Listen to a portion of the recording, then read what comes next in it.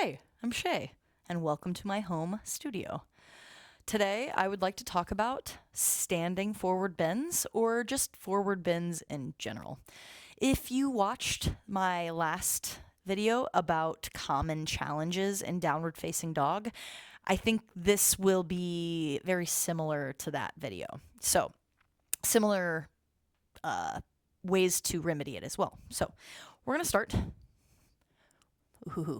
I'm going to grab some blocks. Start with your feet about hips distance.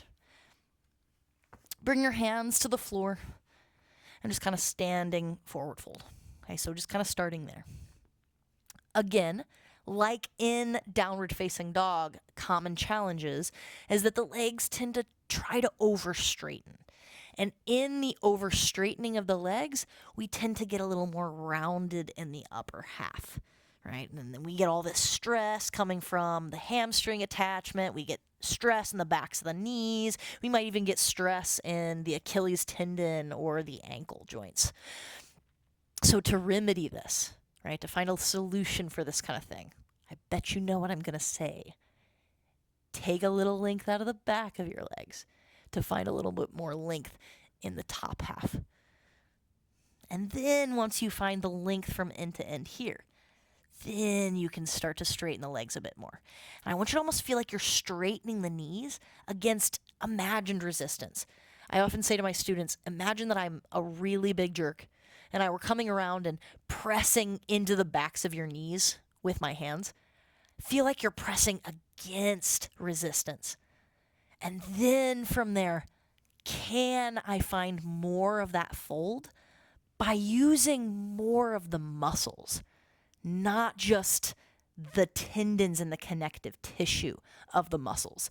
So when we start to bend the knees a bit more, press down into the feet, lift up and into the hips, that causes the muscles to start to work in their lengthened position. And that's what we want more often. We don't want super passive and heavy poses. We want to make sure that the muscles are actually doing something, because flexibility without the muscle use is honestly a little bit useless.